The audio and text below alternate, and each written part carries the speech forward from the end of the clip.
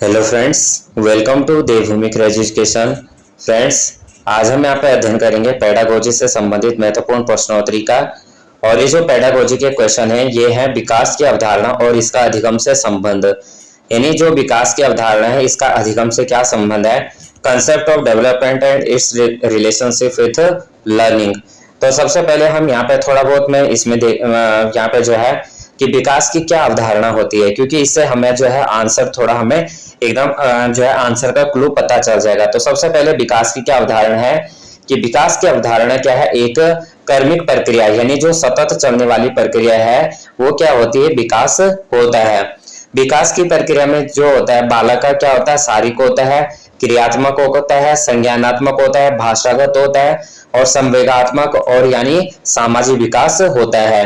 तो यानी विकास की अवधारणा में विकास में जो है बालक का क्या क्या विकास होता है। तो क्या क्या विकास होगा, बालक का एक तो शारीरिक होगा, क्रियात्मक होगा, संज्ञानात्मक होगा, भाषा से रिलेटेड होगा और संवेगात्मक एवं सामाजिक विकास होगा। विकास में रुचियां होंगी, आदतें होंगी, उसके जीवन मूल्यों के बारे में जानेगा, उसका स्वभाव के बारे में, अपने स्वभाव यानी दूसरे के स्वभाव के बारे में जानेगा, व्यक्तित्व जानेगा, व्यवहार जानेगा। इन सभी विकासों भी क्या होंगे, इसमें शामिल होंगे। आज जो बाल विकास का यहाँ पे क्या है, बाल विकास, तो बाल विकास की जो प्रक्रिया है, बालक की विकास की प्रक्रिया जन्म से पूर्व गर्भ से ही क्या हो जाती है, प्रारंभ हो जाती है। यानी बालक का जो विकास है वो क्या हो जाता है, जन्म से पूर्व यानी जब बालक गर्भ में रहता है तो उसी समय से क्या होने लग जाता है, विकास होने लग जाता है। और इस प्रक्रिया में वो गर्भावस्था से शेषावस्था और शेषावस्था से बाल्यावस्था, फिर किशोरावस्था और फिर आ जाता है प्रौढ़ावस्था। इन सभी अवस्थाओं से गुजरते हुए परिपक्वता की ओर परिपक्वता की ओर आ जाता है। तो इसी तरह से यहाँ पे हमने देखा तो यहाँ पे क्या है कि जो विकास है, तो बाल विकास क्या है, विकास जो है यहाँ पे हम यानी गर्भ से और कहाँ तक है, कब्र तक है। अब इसमें हम थोड़ा बहुत सबसे पहले देखेंगे कि जो सबसे पहले गर्भावस्था, तो गर्भावस्था क्या है, गर्भाधान से जन्म तक, ये क्या हो जाएगी, गर्भावस्था गर्भाधान से जन्म तक हो जाएगा। उसके बाद है शैशवावस्था, तो शैशवावस्था होती है यानी जन्म से, इसे हम कह सकते हैं 0 से और कहाँ तक, 5 वर्ष तक। यानी जो शैशवावस्था होती है वो होती है जन्म से 5 वर्ष तक, यानी 0 से और 5 वर्ष तक। उसके बाद आती है बाल्यावस्था, तो बाल्यावस्था होती है 5 वर्ष से और 12 वर्ष तक। कौन से, 5 से 12 वर्ष तक। उसके बाद आ जाती है किशोरावस्था, तो किशोरावस्था में क्या होता है, 12 वर्ष से, किशोरावस्था में क्या होती है 12 वर्ष से 18 वर्ष तक। उसके बाद आ जाती है युवावस्था, तो युवावस्था हो जाती है 18 से 25। और उसके बाद आ जाती है प्रौढ़ावस्था, आती है 25 से 55। 25 से 55 क्या होती है, प्रौढ़ावस्था। और वृद्धावस्था आ जाती है 25 से मृत्यु तक। यानी इस तरह से हम क्या कर सकते हैं, इसको देख सकते हैं। इस समय जो है विद्वान क्या है, अलग अलग यहाँ पे निम्नलिखित जो है 4 अवस्थाओं को यहाँ पे महत्वपूर्ण मानते हैं। सबसे पहले कहते हैं कि जो शैशवावस्था है, यानी वैसे तो जो है यहाँ पे विभाजन किया गया है 7 तरह से किया गया है। कौन कौन से, गर्भावस्था, शैशवावस्था, बाल्यावस्था, किशोरावस्था, युवावस्था, प्रौढ़ावस्था, वृद्धावस्था। लेकिन यहाँ पे विद्वानों ने जो है यहाँ पे 4 जो अवस्थाएं होती हैं इनको महत्वपूर्ण माना है। कौन कौन सी, शैशवावस्था, तीनों ने कहा है कि जन्म से 6 वर्ष तक, और बाल्यावस्था 6 वर्ष से 12 वर्ष तक, और किशोरावस्था जो है 12 वर्ष से 18, और उसके बाद वयस्कावस्था इसको कहा गया है 18 से मृत्यु तक इसको कहा गया है। तो इसमें हमने ये महत्वपूर्ण यहाँ पे बिंदु को देखा। अब हम यहाँ पे चलते हैं क्वेश्चन की ओर। तो आपको यहाँ पे जो है कितने क्वेश्चन यहाँ पे आपको आते हैं, कितने क्वेश्चन आपके राइट बनते हैं, तो आप इसको कमेंट कर सकते हैं। पहला क्वेश्चन है, आपकी कक्षा में एक बालक बड़ों से तू तड़ा करके बोलता है, बालक के इस अशिष्ट व्यवहार को दूर करने के लिए आप क्या उपाय करेंगे। और यहाँ पे क्या उपाय आप कर सकते हैं, तो ऑप्शन नंबर 1 कह रहा है कि बालक को सबके सामने प्रताड़ित करेंगे, बालक के माता पिता से उसे प्रताड़ित करने को कहेंगे, बालक को समझाएंगे कि अपने से बड़ों को आप कहा जाता है तथा साथ ही आप भी अपने से बड़ों से भूलकर भी तू तड़ाक नहीं करेंगे। आप जो है बालक से आप कहकर संबोधित करने लगेंगे। तो यहाँ पे जो है यहाँ पे राइट आंसर क्या हो जाएगा, ऑप्शन नंबर सी यहाँ पे हो जाएगा। बालक को समझाएंगे कि अपने से बड़ों से इस तरह से बात नहीं करते हैं। तो यहाँ पे जो फ्रेंड्स हमारे क्वेश्चन है 1 से 30 तक के क्वेश्चन है, तो आप लोग इन्हें जो है कितने आप जो है नोट डाउन कर लीजिएगा और आपके कितने आंसर यहाँ पे सही बने आप कमेंट कर सकते हैं। पूर्व प्राथमिक शिक्षा ग्रहण करने के लिए उपयुक्त आयु है। पूर्व प्राथमिक शिक्षा ग्रहण करने के लिए उपयुक्त आयु क्या है? Option number 2। तो क्वेश्चन नंबर 2, तो क्वेश्चन नंबर 2 का राइट आंसर हो जाएगा 2 से 6 वर्ष। क्या है? 2 से 6 वर्ष। अगला क्वेश्चन है, क्वेश्चन नंबर 3 है यहाँ पे, निम्नलिखित में से क्या मानव की ज्ञानेंद्रिय नहीं है? इनमें से कौन सी मानव की ज्ञानेंद्रिय नहीं है? आपको पता होगा कि 5 सेंस ऑर्गन होते हैं, यानी 5 क्या होते हैं? ज्ञानेंद्रियां होती हैं। कौन कौन सी होते हैं? सबसे पहले हम देख लेते हैं। आंख होती है, उसके बाद क्या होती है? नाक होती है, उसके बाद आपका क्या होती है? जीभ होती है, उसके बाद आपके कान होते हैं और उसके बाद आपके त्वचा होते हैं। लेकिन आपने यहाँ पे देखा होगा गला हमने नहीं कहा, तो यहाँ पे क्या नहीं है? गला यहाँ पे ज्ञानेंद्रिय नहीं है।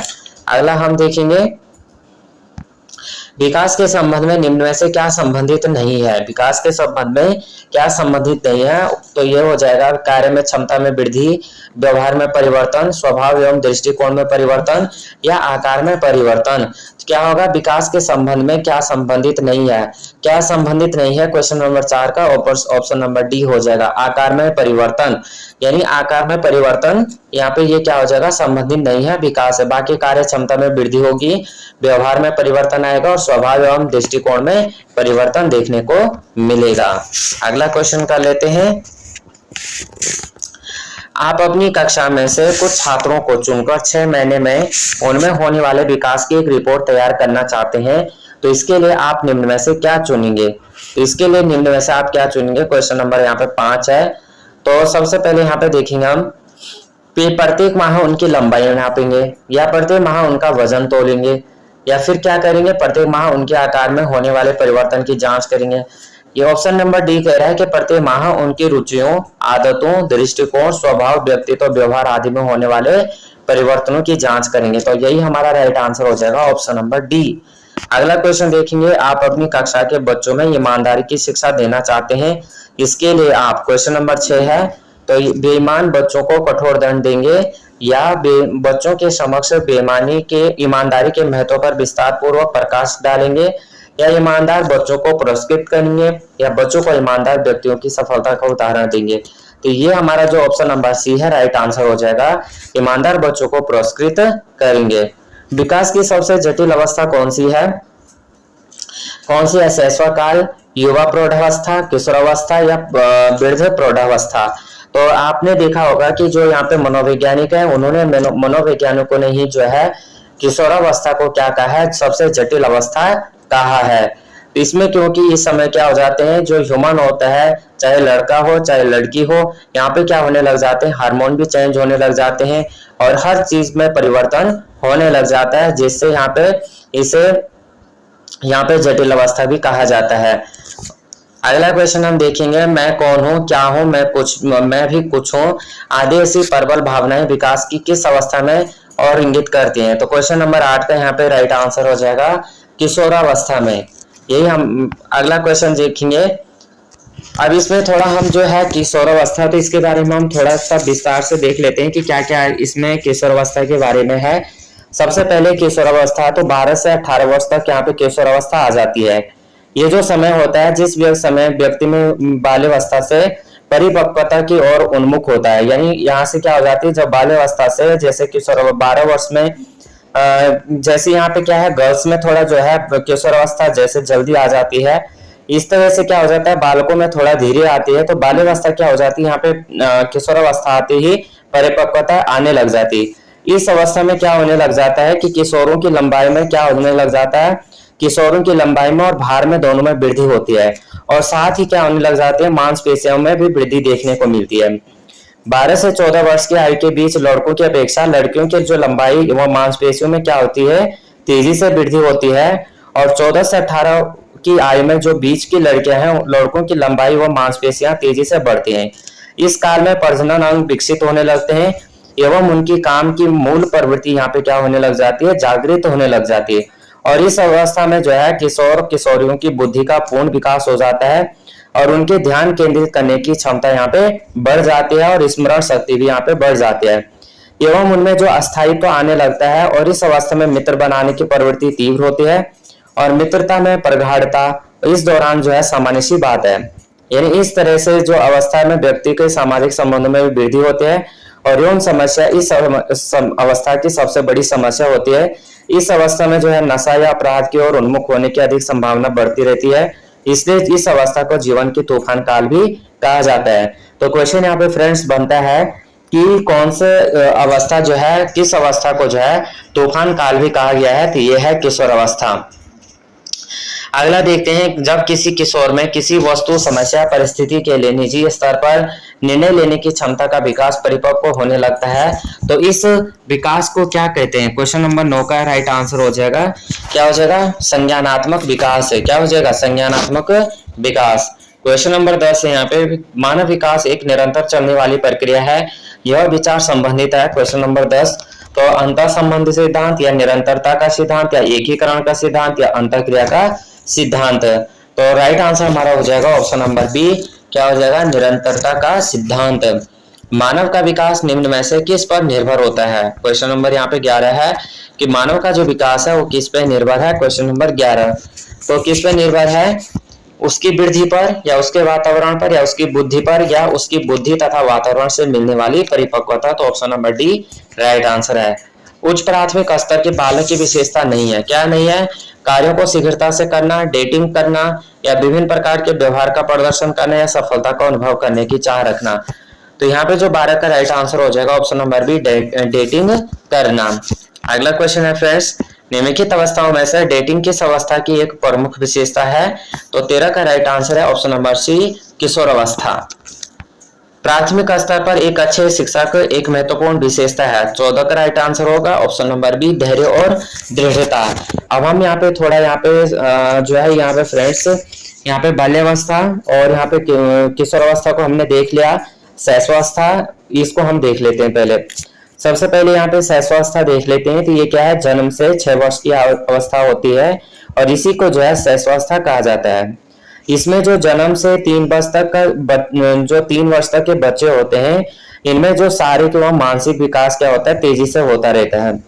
शैशवावस्था में जो अनुकरण एवं दोहराने की तीव्र प्रवृत्ति बच्चों में पाई जाती है, इसी काल में जो है बच्चों का सामाजिकरण भी प्रारंभ हो जाता है और इस काल में जिज्ञासा की तीव्र प्रवृत्ति बच्चों में पाई जाती है। मनोवैज्ञानिकों की दृष्टि से यह काल जो है भाषा सीखने की सर्वोत्तम अवस्था है और इन्हीं सब कारणों से यह काल शिक्षा की दृष्टि से सर्वाधिक महत्वपूर्ण माना जाता है।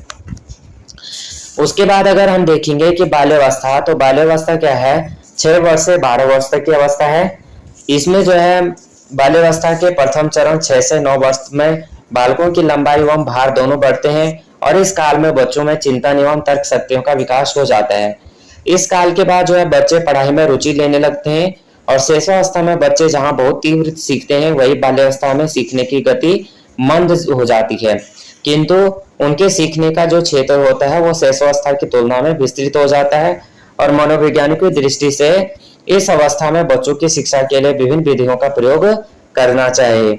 तो ये हमने जो है फ्रेंड्स इसमें महत्वपूर्ण यहाँ पे जो है शैशवावस्था को देखा, किशोरावस्था को देखा और बाल्यावस्था को देखा। उसके बाद हम थोड़ा एक क्वेश्चन यहाँ पे महत्वपूर्ण है, आप चाहे इसके लिए डीएलएड के हो या आप चाहे बीएड के हो या आप फिर यहाँ पे जो है बीएड, यहाँ पे बीएड अगर आप करते हैं डीएलएड करते हैं, तो इसमें आपका पहला क्वेश्चन ये भी बनता है। यहाँ पे जो है आपका जब क्वेश्चन बनता है, ये आप लिख भी सकते हैं कि वृद्धि और विकास में अंतर। तो इसमें किसी तरह से भी हमारे क्वेश्चन बन सकते हैं, इसलिए मैं ये क्वेश्चन यहाँ पे यहाँ लेके आ रखा हूँ। सबसे पहले वृद्धि शब्द क्या होता है? वृद्धि शब्द का प्रयोग क्या होता है? परिमाणात्मक परिवर्तनों से होता है। बच्चे के बड़े होने के साथ साथ उसके आकार, लंबाई, ऊंचाई इत्यादि में के लिए इसी को क्या कहते हैं? वृद्धि कहते हैं। अब विकास क्या होता है कि विकास शब्द का प्रयोग जो होता है परिमाणात्मक परिवर्तनों के साथ साथ व्यवहारिक परिवर्तनों जैसे कार्य कुशलता, कार्य क्षमता, व्यवहार में सुधार, इसके लिए जाना जाता है। फिर इसके बाद जो वृद्धि होती है इसे हम आप अंतर की तरह पे लिख सकते हैं। तो वृद्धि होती है इसकी विकास की प्रक्रिया, एक चरण होता है और इसका जो क्षेत्र होता है सीमित होता है। यानी वृद्धि कैसे होती है? एक क्षेत्र, इसका एक चरण होता है। यानी क्या होगी वृद्धि? क्या होगी कुछ समय के बाद क्या होगी? रुक जाएगी। लेकिन आपका विकास क्या होगा? विकास क्या होगा? टर्म से, यानी जो क्या होगा, आपके गर्भ से और कब्र तक या क्या होगा, विकास होता रहता है। तो विकास अपने आप एक विस्तृत अर्थ रखता है, इस वृद्धि इसका एकमात्र भाग होता है। वृद्धि की क्रिया आजीवन नहीं चलती है, बालक के परिपक्व होने के साथ ही रुक जाती है। विकास एक सतत प्रक्रिया है, बालक के परिपक्व होने के बाद यह भी चलती रहती है। बालक की शारीरिक वृद्धि हो रही है, इसका अर्थ यह नहीं हो सकता कि उसमें विकास हो रहा है, और बालक में विकास के लिए भी वृद्धि आवश्यक नहीं है। ये आपने हम ये महत्वपूर्ण देखे। अब एक हमने देखा यहाँ पे पता क्या है कि अधिगम, सबसे पहले हमें पता होना चाहिए अधिगम क्या होता है। तो अधिगम वो होता है अपने अनुभव के अनुसार अपने भविष्य के व्यवहार में परिवर्तन लाना, वही हमारा क्या होना, अधिगम कहलाता है। यानी जो चीज हमने सीखी और जो चीज हमने, यानी पहले किस तरह से हम बचपन में थे, फिर किस तरह से हम बड़े हुए, फिर किस तरह से हम जो है, हमने जो जो चीजें देखी हम अपने आप को क्या कर लेते हैं, उसमें ढाल लेते हैं। तो वही हमने जो चीजें हमने देखी और उसके अनुरूप ढालना या अपने को बदल लेना, वही हमारा क्या हो जाता है, अधिगम हो जाता है। अनुभव द्वारा जो है व्यक्ति क्या करता है, वातावरण के अनुसार विशेष परिस्थितियां हो गया, विशेष प्रकार की जो भी यहाँ पे स्थितियां होती हैं उनका चुनाव कर लेता है, और उसमें मानसिक परिवर्तन है या किसी भी प्रकार की यहाँ पे मानसिक व्यवस्था भी कहा जा सकता है। यहाँ पे जो है मनोवैज्ञानिक भी परिभाषाएं देते हैं, जैसे गेट्स हैं, तीनों ने परिभाषा दी कि अनुभव के द्वारा व्यवहार में रूपांतरण लाना ही अधिगम है। एक मनोवैज्ञानिक थे E.A. पीले, तो इन्होंने दिया कि अधिगम व्यक्ति में एक परिवर्तन है जो उसके वातावरण परिवर्तन के अनुसार होता रहता है। तो यहाँ पे हमने फ्रेंड्स यहाँ पे अधिगम को देखा, वृद्धि और विकास में अंतर देखा, ये महत्वपूर्ण हमने देखे। उसके बाद हमने यहाँ पे पढ़ा कि मानव विकास की अवस्थाएं कौन कौन सी हैं। तो ये हमने पढ़ी सबसे पहले कि भारतीय मनुष्यों ने जो है विकास की अवस्थाओं को 7 कालों में बांटा। यहाँ पे पूछा जा सकता है कि भारतीय मनुष्यों ने जो है मानव विकास को कितने कालों में बांटा। तो गर्भावस्था में, शैशवावस्था में, बाल्यावस्था में, किशोरावस्था में बांटा, युवावस्था में, प्रौढ़ावस्था और वृद्धावस्था में। और इसी तरह अगर हम देखेंगे तो अधिकतर विद्वानों ने इनको क्या किया, केवल 4 अवस्थाओं में बांटा। किस किस में, शैशवावस्था, बाल्यावस्था, किशोरावस्था और वयस्कावस्था में बांटा। तो यहाँ पे हमने इन महत्वपूर्ण बिंदुओं को देखा। ये वीडियो आपको थोड़ा भी हेल्पफुल लगती है तो प्लीज वीडियो को लाइक, शेयर और सब्सक्राइब कर देना, बेल आइकन को प्रेस कर देना। जय हिंद, जय भारत।